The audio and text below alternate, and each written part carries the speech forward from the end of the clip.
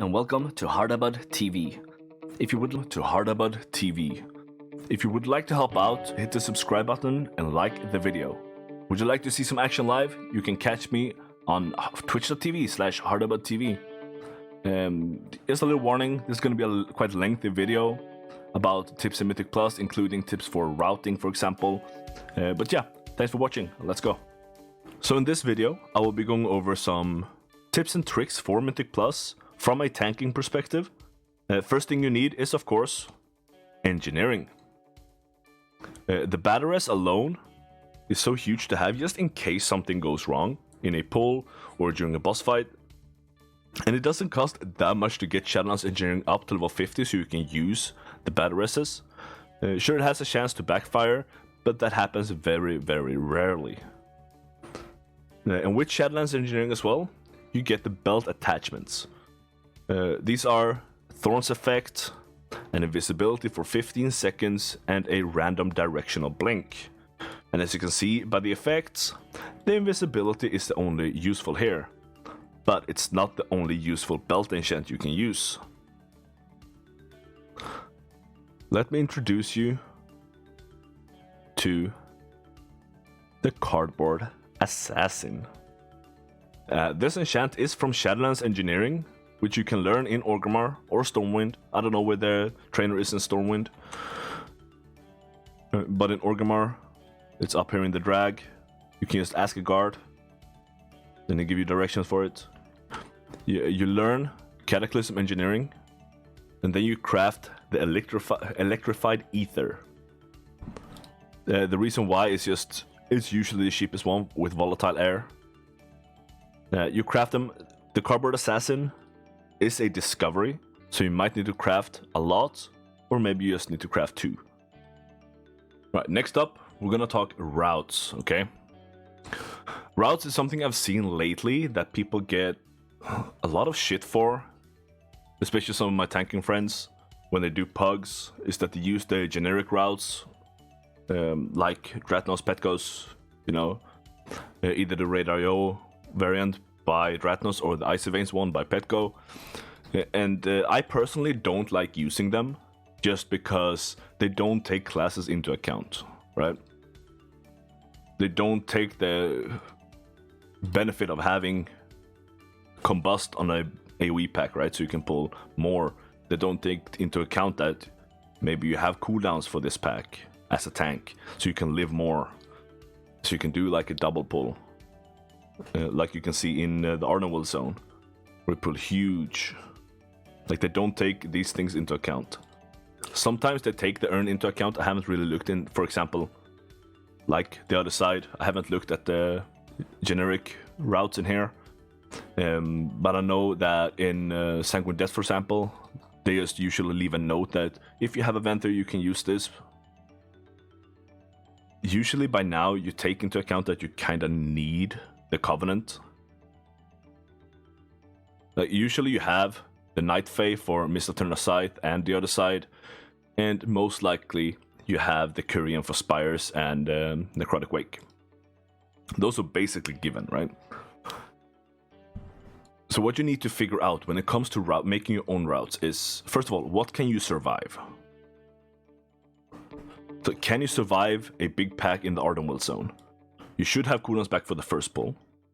This is kind of a standard pull right here. The patrol is decently close. Can you survive having 20-30 beaks on you, the beak debuff, and still face tank them? Probably not. Do you have space to kite? If so, where? All of these things you have to take into consideration. What are you going to use the urn on? Are you going to use it on the green pull, or are you going to use it on a big pull with the dragon? Of course you're going to do it with the dragon. Will you have cooldowns up for the dragon? If not, do you actually want to pull the dragon? Things like that is something you need to take into consideration. And also what mobs to skip and how to skip them.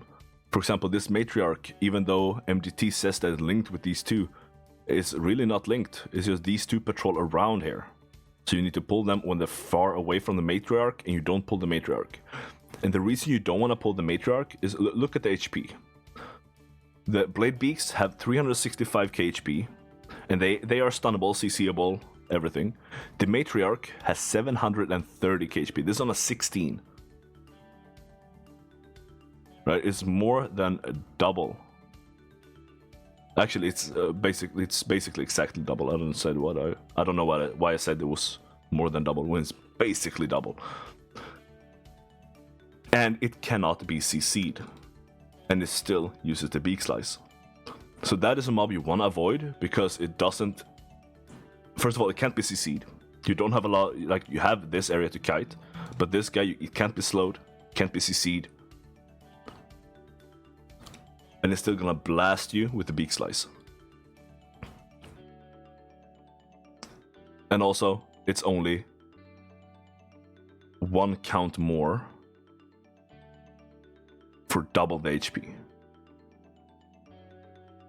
Anytime you got a big thing like this, especially without cooldown, because remember you just did this pull, you shouldn't have any cooldowns left. The only thing you will have is probably a late combust, or if you have a hunter who saved wild spirits because the mage took care of this pack. Or you have something like a boomkin with treants for this, just to help the tank do more damage, because tank damage does matter. Then in halls you have what can you pull on top of the shards, can you survive all the groundskeepers smacking you or bonking you?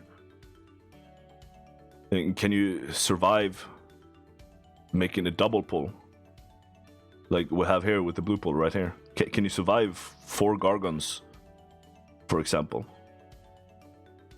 That's something you need to take into consideration.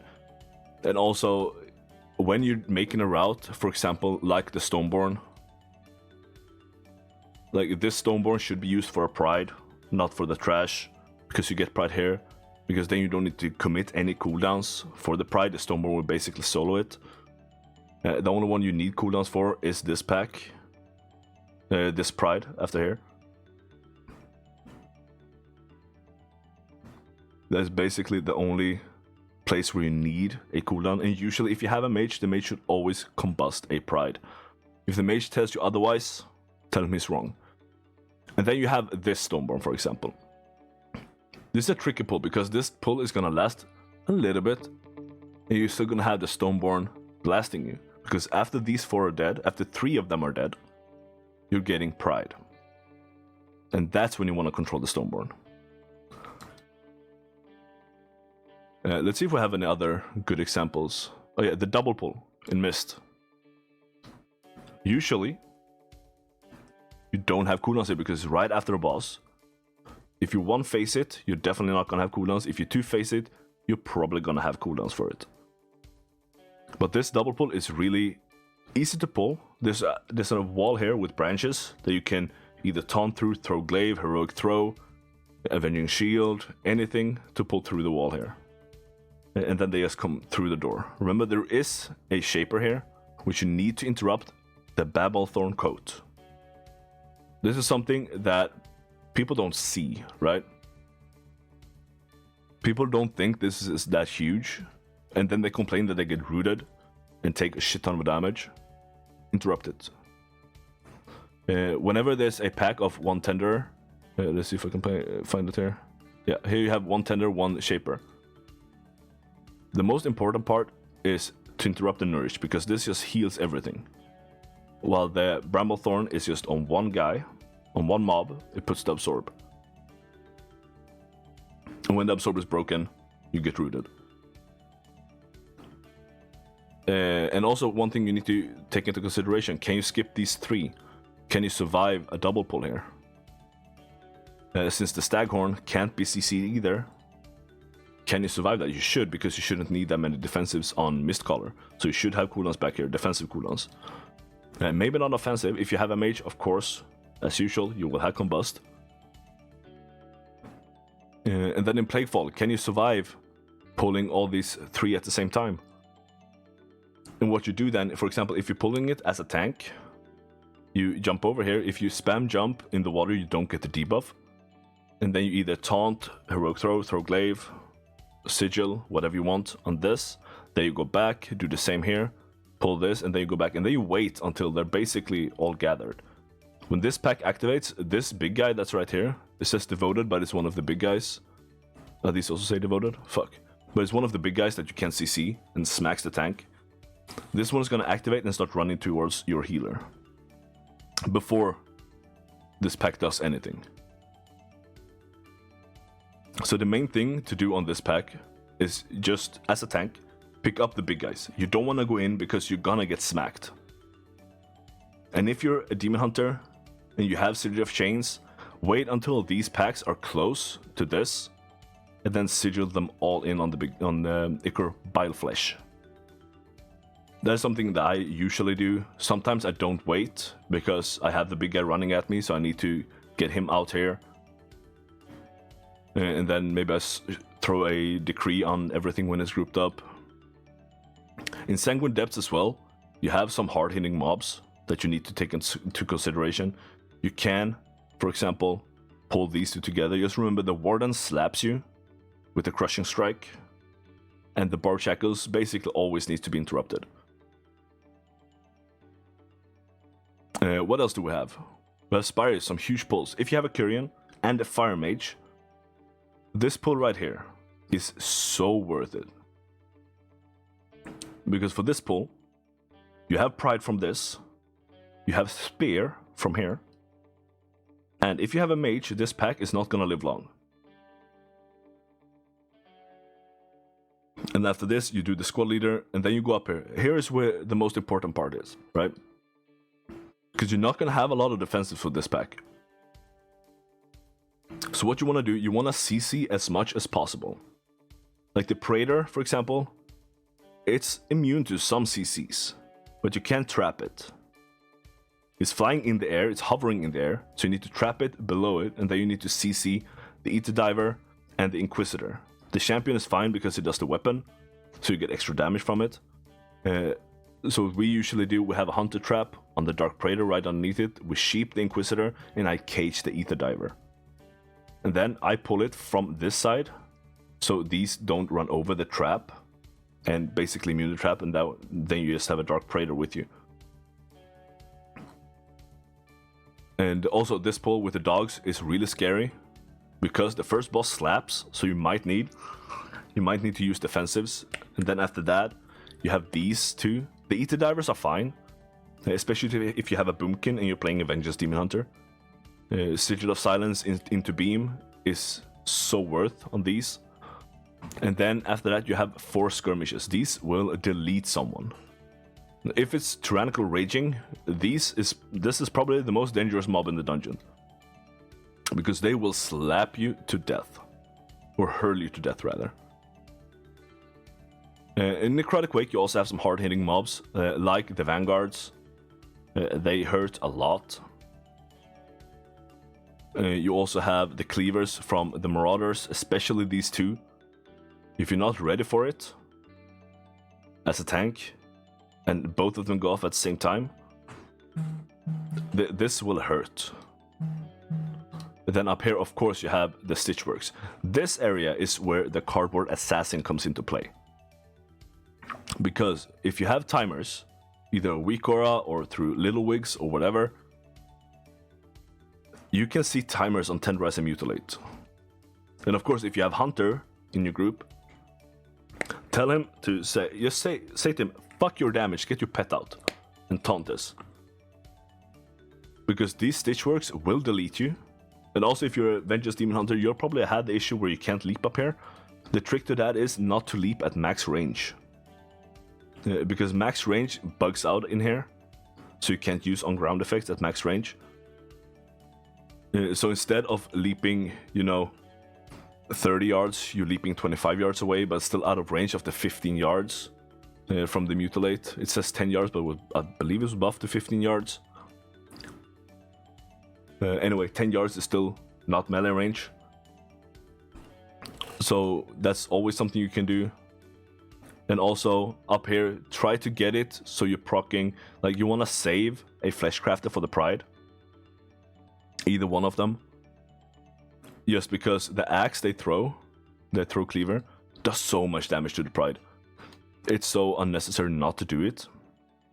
If you have a mage, for example, if you do these two in the beginning, like we could just make a new route here. This is the first pull, and then second pull. Then we get Pride, and we spawn the orbs during Pride, and we get we use the orbs during Pride, so we have extra damage on the Pride. Then we do this. After this is a spicy pull. Oh yeah, with the boss we also do the blights, because they don't do any undeath affixes. They don't do any affixes at all, apart from necrotic. Remember that the soldiers, they hurt, and you can't really kite them, because once you're kiting, they're usually leaping after you. And as you can see, it's a 3-second cooldown. This is a good pull to use Cardboard Assassin on, just because it helps. It's no damage for 3 seconds, and it's 5 soldiers that will hurt you. And after this, we do that pack, and then after this, we do double pull here with a CC on the mage. This is something that people don't understand, right? The Frostbolt volley hurts. If you have any CC that can work, trap, shackle from priest, whatever you can, make sure this guy is CC'd. And then you pull these two on top here. You spawn the orbs during the pull, right before the pull is finished. Then you get Pride. After that you do double pull. And then you skip this, either with invisibility, or if you have a priest from the shackle, you mind suit the big guy here, Nasuda. And then you do these two. These two, like I said, they slap the tank. They legit can delete the tank right away if you're not ready for the cleaver. And then after that, you trap the mage, or CC, the same CC you used back here. If you don't have CC, you fight them here. If you don't have CC, you fight them.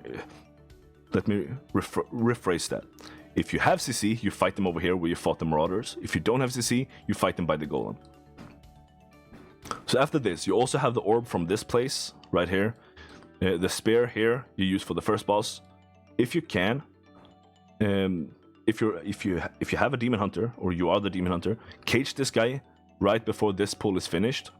There's usually just the vanguard and the soldier left in this pull. Incap this guy so someone can pick up the hammer. Someone pick up the spear. You spear the first boss, and then you get the orb here, usually on the tank.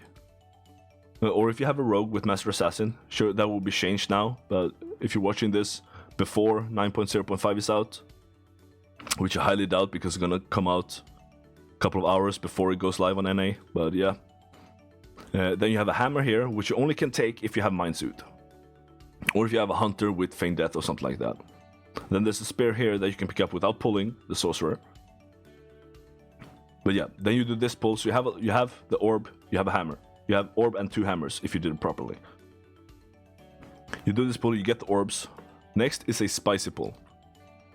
As you can see here, with 6% over Pride.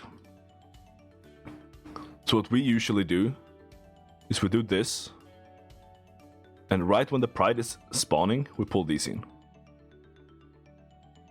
And usually we orb on pull. And then after this, you invis to the boss, because now you have Pride buff right after this. The smallies, they walk slowly. You don't necessarily need to care about aggro on them that much. Your team just needs to be... You and the Pride needs to be between the mobs and your ranged players, especially, because they will be the one that having aggro on them. Then after this, you do boss. Before you do this, incap this guy and pick up the spear. You might need to stutter step to get the spear. But after this, pull, get the spear, invis to boss.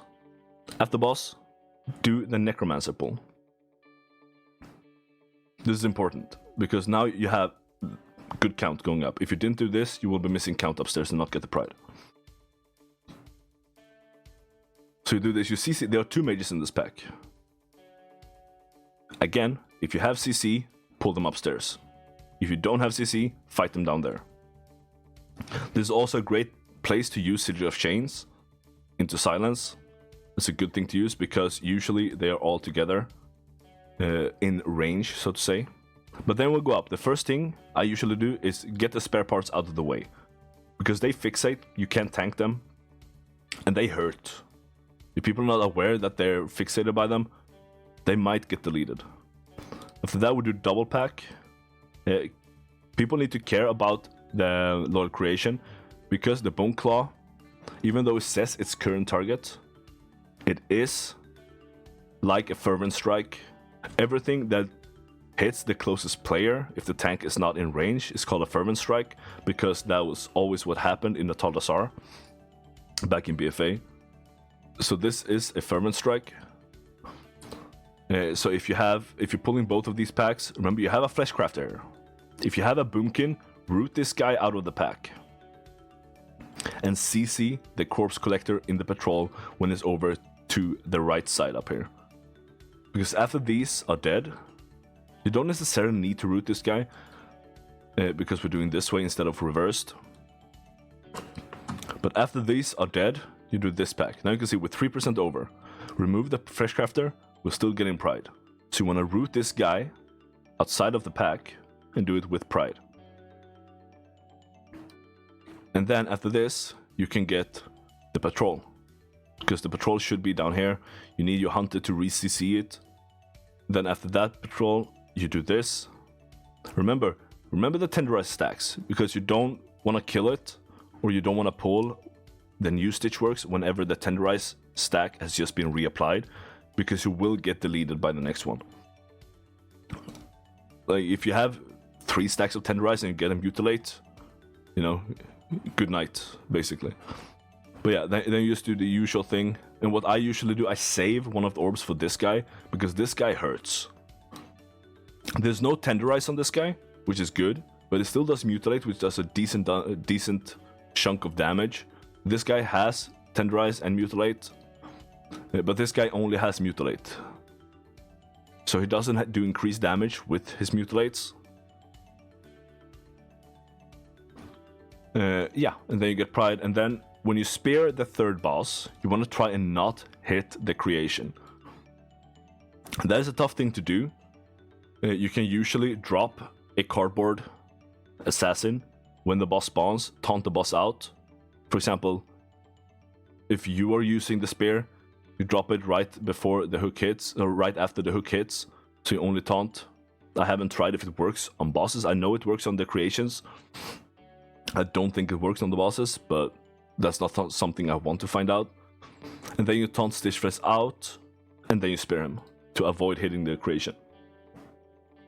That way, when the third hook comes, if you didn't notice, the third hook of the creation will always go towards the platform. 9 out of 10 times, the timers are good, and he escapes at the same time the hook goes off. You're not gonna see him up there when the third hook is casting. But he's gonna jump right before it goes off, so you need to be ready and stand at the platform, or by the platform in a line. So now we're going upstairs, right? Now you still have 3 hammers. You should have 3 hammers. I forgot to mention that there is a hammer here as well. There is a shield as well, but don't pick up the shield. That will just cause people to die. So the trick with the hammers on this boss is you don't want to blast them right away. The thing is that if you don't lust this guy, which you don't need if you spare him, you have lust on pull with some cooldowns. If you have good time left, just imagine this boss taking, let's over-exaggerate, 4 minutes for the average group. That's a long time for the boss fight, but let's just make it like that. You have 5 minutes left on the timer, right? This boss takes 4 minutes, let's say that. That means you can wait 30 seconds for cooldown. So you pull the boss, lust, and hope that the people who should pick up hammers are all DPSers. Because once you go downstairs and finish the moment, get up and drop the circle, then you have 30 seconds of increased crit chance. I'm even sure that it's 100% crit chance for 30 seconds, which is huge. And that's when you should use the hammer. And also save the hammer for when the Icebound Aegis is active on the boss. Because this hurts a lot. That's not something that is something you don't realize unless you play a healer, is that the shield hurts. It does a shit ton of damage.